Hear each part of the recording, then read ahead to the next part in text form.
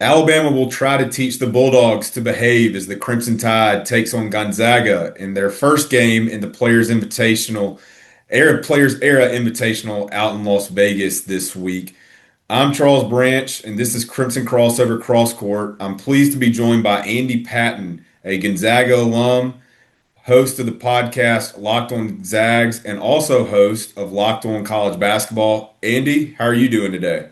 I am good. I'm incredibly excited for this game coming up on Monday. There's a lot of great games going on in Las Vegas at the start of the week, but man, this is going to be one of, if not the very best game that takes place. It's going to be a really fun one. Absolutely. Well, I want to start letting our listeners know more about you. We talk about Crimson Crossover being created by Alabama fans for Alabama fans to talk about basketball and some of those other sports. Tell me about your love for Gonzaga and what you're doing on your podcast and how fun it's been able to watch this team for many, many years be successful. Yeah, so I grew up in Oregon, about 5 hours from Spokane. Didn't really follow Gonzaga too much early in my life. I think when they first made the tournament, I was like 10 or 11 years old, but would watch them a few times. I remember my first real strong NCAA tournament connection was in like 2003 when Oregon was really good because they were the hometown teams where most of my family members went, and they had Ernie Kent as the coach and had three NBA players on that team. And so that was kind of my first falling in love with college basketball. And then a few years after that was when Adam Morrison kind of took over all of college basketball with JJ Redick. And I remember following that closely. And then from that point forward, kind of got really in to Gonzaga basketball, started going there as a student, and have been just an absolute diehard ever since 16, 17 years now at this point. And always wanted to work in sports and kind of could never get pulled away from covering Gonzaga. And so now very fortunate to get to do this full time and follow the team that has,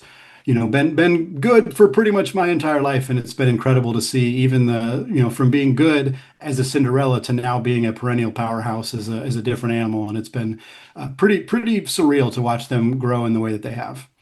We're familiar with dynasties at Alabama, Yeah. but I don't think anybody can really touch this Gonzaga basketball Mhm. dynasty. While it may not have the national championships that you would want, it's been solid for over 25 years now. So going back to the when they made it in 1999 and haven't missed it since, except for COVID, what has that been like as a Gonzaga fan to continue to watch this team and knowing that you're going to get to watch them play deep into March almost every year? Yeah, it's the national narrative has shifted as Gonzaga has kind of stayed in the spotlight, but certainly a lot of the conversation was that they were just kind of beating up on a bad conference, and early on that was kind of true. Like Gonzaga was heads and shoulders above everybody else in the WCC, and what has happened, which is kind of fortunate and unfortunate, is that the WCC has actually gotten significantly better. Randy Bennett and the Gales are a phenomenal program at St. Mary's. San Francisco and Santa Clara are very good teams as well. But Gonzaga's profile rose like even more exponentially than those teams. So it still looks like Gonzaga has just continued to beat up on a bad conference, even though like Ken Palm would tell you that the WCC is, I think, the seventh or eighth best conference in college basketball. It's just been incredible to watch this team, and even in conferences that aren't as strong as certainly the power leagues, to win every single year, to never like for the first 15 years of Gonzaga's streak, if they lost the WCC championship game, they weren't going to make the tournament. And so you had to win that game every single year. And then Gonzaga finally got into a position where, they can lose the WCC championship game to St. Mary's. They've never lost it. I think only once they've lost it to somebody else, and that was kind of a fluke. But they can lose to St. Mary's and still make the tournament. They just have this security. And like this year's team, I mean, nobody has guaranteed themselves a spot in the NCAA tournament 5 games in, but like we're talking about two teams that are going to be in the field. Like we know that very confidently with how these teams have played, and for Gonzaga to stay in that conversation year in and year out for over 2 decades. I mean, I don't care what conference you're in, that is remarkable. And for Gonzaga to have done it from a little school that nobody had ever heard of with a tiny budget in 1999 to where they are now is truly one of the most inspirational and unique stories in college and professional sports. And I think it gets some attention for that, but I'm not sure people fully grasp the kind of insanity around what Gonzaga has been able to do under Coach Mark Few for the last quarter century.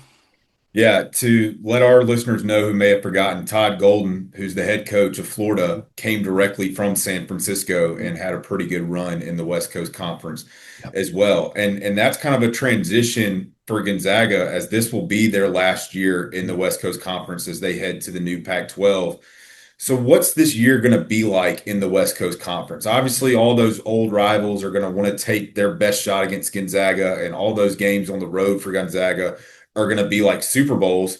But what's the transition going to be for Gonzaga? Do you feel like it's going to be after this season as Gonzaga does move on to the Pac-12 next year?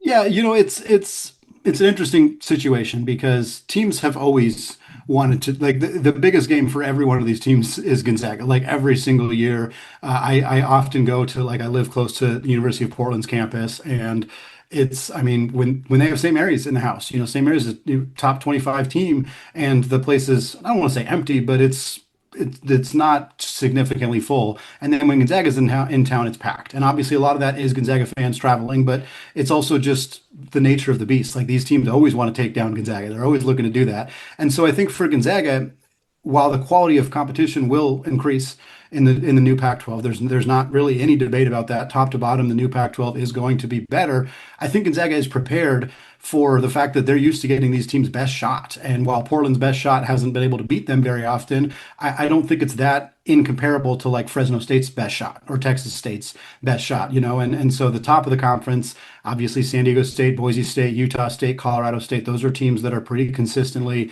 in the NCAA tournament conversation, and I don't expect that to really change for any of them. We'll see if Washington State and Oregon State can kind of get back.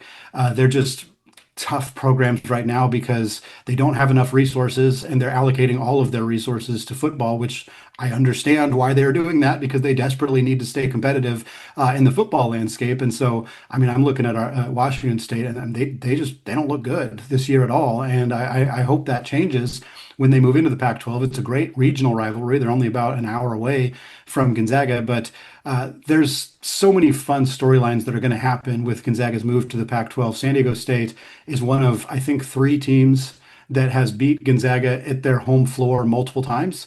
Like that arena's been around for 20 years, and I think it's like St. Mary's, BYU, San Diego State are basically the only teams that have beaten them there multiple times. So that rivalry is going to be epic.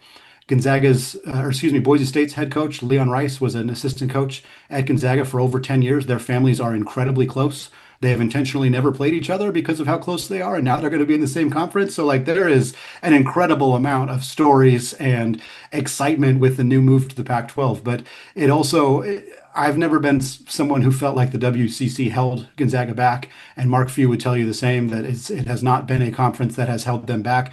That doesn't mean we're not excited about additional challenges. And I mean, frankly, if we're being completely honest, we don't know the full scope of the Pac-12's media deal, but what we do know is that Gonzaga is getting a full share with the same amount of money as Boise State and San Diego State and all those schools. They're going to spend, let's say, 75% of that money on football. Gonzaga's spending it all on basketball. So they're going to be in a really, really good spot to compete not only in their conference, but I think to compete nationally with teams even in the SEC, Big Ten, other big conferences, where they're going to have a budget pretty close to those teams. And I think that's going to put them in a I don't envision anything dropping off for Gonzaga in the new NIL and how post house settlement era. Many Hall of Fame coaches over the past several years have called it a career, yet Mark Few not only continues to hang on at Gonzaga, but thrive at Gonzaga. As I mentioned, he's never missed an NCAA tournament since he's been the head coach at Gonzaga, except for COVID when everybody missed the tournament that year. What is going to be Mark Few's legacy? He hasn't won the national championship. I don't think he has to be graded on winning a national championship, but where do you kind of stack him up as far as best of all time college basketball coaches? It's again, I feel I've used this word a few times already, but it's very unique because like I can't really think of any other coaches who have turned a program from quite literally nothing. Like there was a lot of rumblings in the mid 90s that Gonzaga was going to shut down their athletic department because it was not profitable for them. For that to go from that to this, I mean, I was talking about this at the Creighton game. Like the number of coaches that you can say have definitively like led their program into a new conference. Like two of them were facing off in that game because Greg McDermott is the reason that Creighton went from the Horizon League to the Big East. And I think you'd say the same certainly of Brad Stevens at Butler before he left for the Celtics. But that in and of itself is an incredibly unique thing. And for Gonzaga to have been to two national championships, to have been had a 9 year streak of making the Sweet 16, which is nearly unprecedented. Uh, I mean, and they were a possession away from making it 10 against Houston last year. Like this, nobody has really done what Mark Few has done, and certainly he's not on the same level as many coaches in the sport who have won multiple national championships. But his legacy, I think, has to be. I mean, how much worse is he than like a Tom Izzo, for example? I know Izzo's got the championship, but like Gonzaga's kind of done a lot of the same things that somebody like Izzo has done, and consistent excellence, consistent greatness, consistently, in the top 25, in the NCAA tournament, in the Sweet 16, and to do it at a school that did not have the same resources, and even now still doesn't have the same resources. It's very unique. He's going to be a Hall of Famer. There's absolutely zero debate about that in my mind. I mean, he just came off winning a gold medal with Team USA at the 2024 Olympics. I imagine he'll be on Coach Spoelstra's staff in 2028 if he wants to be. So I think that he's one of the truly greatest college basketball coaches, particularly offensive minds in the history of this sport.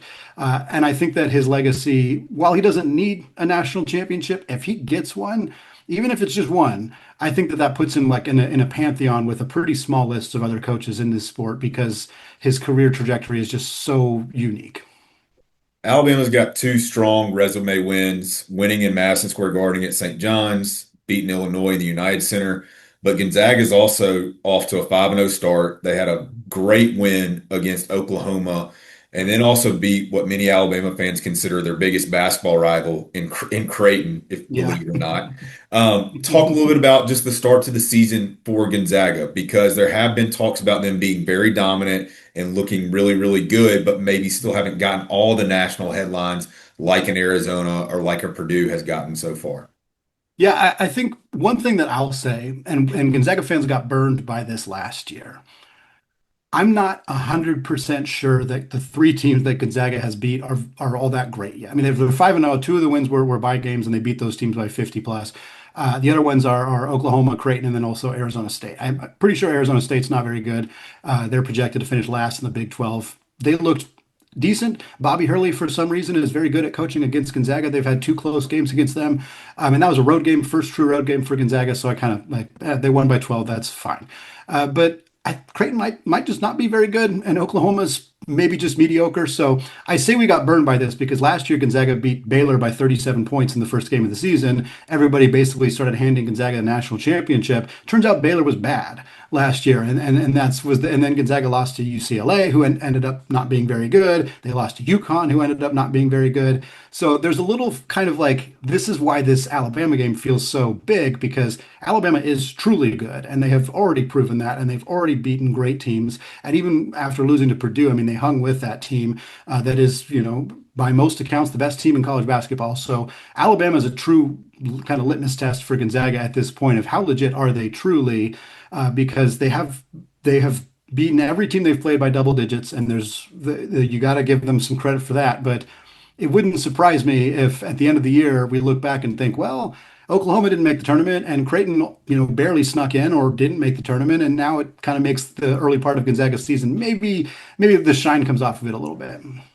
Before we get in the game, one guy that we talked about before we started it, and I wanted to talk about the podcast that's at Gonzaga is Tyon Grant Foster, which Alabama fans will be familiar with from his time at Grand Canyon 2 years ago in the second round of the NCAA tournament. There was a little bit of a question if he was going to be eligible this year, but he is eligible, and he's got big guys too, like EK and Huff, that obviously take a little bit of the load off him. But just talk about a player like him who's been all over the place and but is having some early success in Gonzaga, and how is he going to fit into what Mark Few's trying to do this year? Yeah, it was a very, very unique offseason for him. Obviously, he commits to Gonzaga in late May. He goes back and forth with the NCAA on appeals and denials and appeals again and everything until mid-October is when they finally say officially, like, hey, we're denying the last appeal opportunity. And then that's when he files his lawsuit, and then he finally goes through all that process. And the NCAA really tried very hard to prevent him from getting a chance to play. He won. And I say all that to say it happened right before Gonzaga's final exhibition game. And he did actually play in that exhibition game, literally went from the courthouse to the game, got there 15 minutes before it started. So it was, we didn't get to see really any of him in the preseason. He wasn't with the team. He wasn't allowed to be around the team. He, I think, had like 5 practices before the first game of the season. And then he started on accident. That story kind of went around that the one of the assistant coaches for Gonzaga accidentally wrote his name in the starting lineup that was submitted to the officials, so they had to start him. And he played great. He had like 15 points in that game. And what I've kind of noticed from Ty and Grant Foster in the early part is that so much of his game is I don't want to say it doesn't matter how much understanding he has of the offense. It certainly does, but he's just somebody who he gets the ball in his hands, he wants to attack. He wants to attack the rim, he wants to get to the free throw line, and that just plays in Gonzaga's offense. Like if the bigs are in front of you and they're clogging up the lane, you can't drive. If they clear out, you go. And Tyon has kind of just seamlessly adjusted to that. He is a menace in transition. I mean, I think that's what he was kind of brought to this team to do was, get takeaways, knock the ball loose and get out and go and run. And he's exceptional at that. And I was a little concerned about how he would adjust to and a more off-ball role at Grand Canyon. They basically just let him have the ball and do whatever he wanted for 40 minutes because he was their best player and it wasn't very close. And players have transferred to Gonzaga and struggled to adjust to that role. Michael Ajayi is a very recent example. 18 points a game at Pepperdine, came to Gonzaga, could barely get on the floor.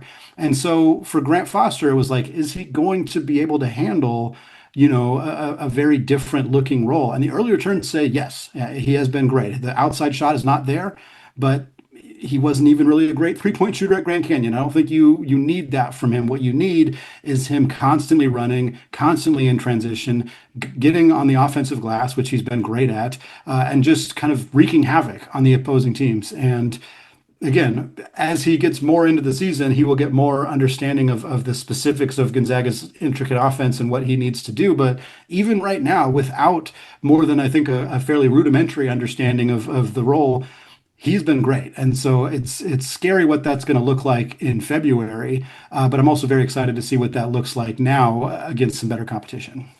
When these two teams played a few years ago in Seattle and Birmingham, Alabama matched up against Drew Timme twice and Mhm. Chet Holmgren once in the game in Seattle. The team split, but talking about EK and Huff, Yeah. how are they similar? How are they different from what Alabama team saw those days in facing two of the better big men that college basketball has seen in recent years? Yeah, if I remember correctly, Alabama won the game against Chet as well, and that was the one in Seattle. Chet was such a dynamic defensive player, obviously, and still is. But that's the biggest difference is that Gonzaga's two front court players now, Braden Huff and Graham Ike, are phenomenal offensive players. Neither of them are great defensively, and it has forced Gonzaga to actually kind of alter their defensive plans, which I'm again very interested how that works against Alabama's tremendous backcourt. But for the front court, what Graham and Braden do so well is that they're sort of double proof in the sense that you can attempt to double team them, but they're such good passers, and the offense is so predicated around how to handle that double team. And this is something that it took Drew Timme about a year and a half, and then once he figured this out, he became unstoppable. I mean, you look at his numbers, three-time All-American, everything he was able to do, because if you double teamed him, he made the right read. And he didn't turn it over very much, and he made good passes, and they didn't always lead to assists, but they reset the offense, and then Drew would try again. And the third or fourth time you got to try to prevent him from getting the ball down low, you're going to fail eventually. And Graham is the same way, and Graham is also stronger. I would say that he might be the strongest player in college basketball. He throws people around like it is nothing. He has looked like he was 27 years old since he first got to Gonzaga 3 years ago. Like he is an absolute tank. And Braden's not nearly that same type of player, but he's a little bit more fluid. He's got really good footwork. But the fact that they're both have developed so much in their passing means most teams attempt to guard them one on one. there aren't a whole lot of big men in college basketball that can stop these guys consistently in one-on-one coverage. And again, Bama is one of the few teams that I think their front court is not their strength necessarily, but they have some size to match up. But I thought Mo McGee was going to have a big impact in that Oklahoma game, and he picked up 2 fouls in the first 3 minutes, and that was pretty much it for Oklahoma. So I think Gonzaga's bigs and their ability to pass and take up so much gravity is monumentally impactful, and will be a huge part of this game and the rest of their games in the Players Era Festival and their big games after that against Kentucky and Oregon and UCLA. Alabama fans are familiar with Mo McGee from Mhm. his 1 year at Alabama, so hoping that our front court is able to stand up to the challenge a little bit better. But Alabama's backcourt is considered one of the best in the country. So who are the guys on Gonzaga's team? What's the guards set up like to try to slow down Alabama's guards and make it a game where you can rely on the front court to maybe pull it out at the end? This is the biggest thing I am curious about coming into this game. The single most important, impactful kind of storyline in this basketball game is how Gonzaga guards Alabama's guards, because what we have seen them do up to this point is they start either Braden Smith or Mario St. Superi. They're both Smith's 6'2", I think Mario's 6'3", so they're kind of typical point guard size. But then the rest of their guards are pretty big. And what they've been doing is they're playing Jalen Worley, who's a former Florida State player, was there for 3 years. He's 6'7", but he was a guard at Florida State. He's playing the small ball four role, like he comes in for either Huff or EK. But on defense, he is defending, like he guarded Mo Odom, the Arizona State point guard, who's 5'10". He guarded Nick Graves, who is the point guard at Creighton, and I think he's about 6 foot. I think that they may put Jalen Worley on LeBaron Philon. And that's very unique because he's effectively the power forward who's playing on-ball defense against, the other team's primary ball handler. And Gonzaga also has another phenomenal defensive player in Emmanuel Inocente. You'll see him in the starting lineup. Maybe he's been in and out, but when you see him start, you're like, well, this guy's averaging like a point and a half a game, but he is really, really good on ball. He's phenomenal at screen navigation, better than any player I've ever seen at Gonzaga. And so I think what they're going to do is they're going to put these two big, long wings. They might even throw Tyon in that mix as well. And those are the guys who are going to be guarding the LeBaron Philons and the Houston Millettes and the Aiden Holloways of the world. And the Gonzaga will kind of try to shield or hide their other point guards, on whatever of those shooters they feel the most confident they can throw them on. And I think that's going to make this really interesting because I'm not sure that LeBaron Philon has had to try to drive past a 6'7" 24-year-old. Like that's just a unique challenge. And for Gonzaga, again, they need somebody to keep him in front because if Philon's getting to the rim, he's either getting fouled or he is scoring because they do not have a Chet Holmgren or a Brandon Clark or somebody like that to erase those shots. So they got to do whatever they can to keep that group of guards in front of them. And I think if they lose because they're shooting over if they're shooting over the defense and they're making a bunch of threes, which we know Alabama's very good at, and that's how Gonzaga loses. I think they'll take that better than Alabama getting a bunch of shots at the rim. So how they defend those guards is going to be fascinating. We've seen Gonzaga run a lot of press, a lot of half court trap. They may try to do that to get Alabama out of their comfort zone offensively and kind of not get them so quickly into their half court sets, but it's one of the unique things about this Gonzaga roster is they have this incredible length and size on the perimeter, which we haven't really seen from them. The Ryan Nembhard, Nolan Hickman era didn't have that, and it was a huge problem for them. And I think we're going to see that how truly dynamic that makes Gonzaga. I think we're going to get a big answer to that on Monday night. Pace of play is always talked about for Allen games being one of the more high tempo teams in the country. And I believe the winner of the Alabama Gonzaga games past couple times had to score over 100 points before they eventually got the win. Do you see Gonzaga's typically been a team that plays up tempo as well? Do you see this being a track meet on Monday night between both teams? Yeah, I think so, and I think I'm glad in some ways that it's the first game as opposed to the second game, because I think that I do think both coaches are probably going to try to like not get them so they're just completely gassed. But then again, I feel pretty good about Gonzaga versus Maryland, even if they're at 90%. I would imagine Alabama fans feel pretty good against UNLV, even at 90%. So maybe you just go and you just run and run and run and see what you can do. Gonzaga, they have been getting out in transition a ton, but that's mostly off turnovers.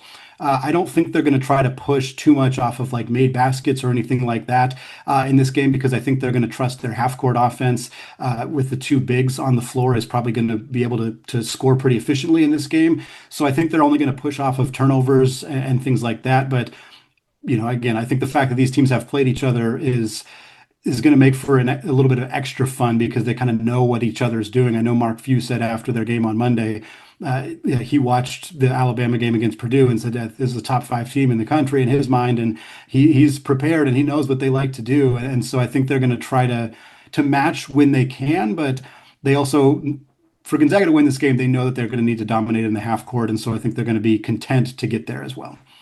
So ultimately, what do you feel like does happen? What are going to be the ultimate keys to the game on Monday night when they finally throw the ball up?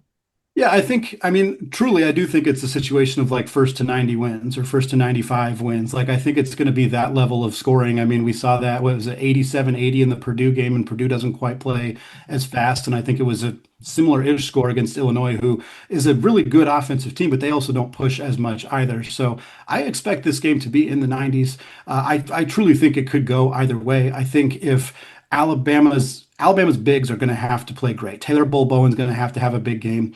I think for Bama to space the floor and have those bigs away from the rim and force Graham Ike and Braden Huff to defend in space, they're not very good at that. And I think if Alabama's bigs can do that, then I think Alabama wins this game. But if they get in foul trouble, if Gonzaga is able to get to the free throw line a lot, I mean that's another thing that Graham Ike doesn't get enough attention for. He's an 80% free throw shooter. Like that is, he had a game last year where he went 13 of 15 from the free throw line. Like when he can dominate you that way, it's really, really difficult. So I think Gonzaga wins this game if they are able to dominate on the block. They have out rebounded every team they've played by 10 plus. That is a huge area where they can dominate just about anybody. I think they might arguably be the best two or three rebounding teams in all of college basketball. But yeah, I think the Alabama bigs and what they do on both ends is going to be a big factor in this game. First to 95 wins, I think it's going to be a 3 or 4 point game either way. Understanding what you said that this could be a measuring stick game for Gonzaga, what are your expectations for the rest of the year? You still got some other tough non-conference Mhm. games. You obviously got two more in the Players Era as well, but then you're into the West Coast Conference and ultimately, as we both believe, Mhm. into the NCAA tournament. So, what are your expectations currently for this Gonzaga team as you look towards the end of the season?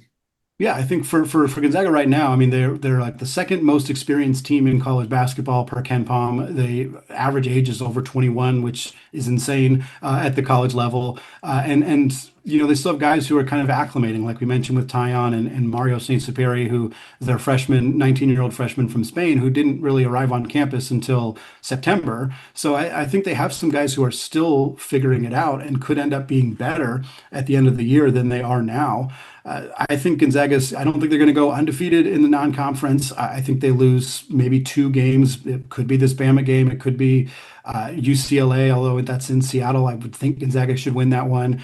Kentucky and Nashville, we'll see. Kentucky didn't look great against Michigan State, and I'm not sure if they're going to be healthy for that game. It's December 5th, but I think Gonzaga goes into conference 2 losses, and I think they'll maybe only take one more. I think St. Mary's might get them in Moraga, and that might be about it. So if you're a 3 loss Gonzaga team going into March, you're going to be a 2 seed, or maybe a 3 seed if they lose four. But I think this is a 2 or 3 seed Gonzaga team. I think they make the Sweet 16, and then from there, I think they have the depth. I think they have the talent, the experience to push into the Final Four, and potentially, prove definitively that the WCC never held them back by actually winning a championship in the WCC. It would always be a bummer if they finally won one in the Pac-12. That narrative would never die. I do think that. I mean, I think we're talking about two teams that are out of 6 or 7 that feel like they're true national championship contenders at this point in the season.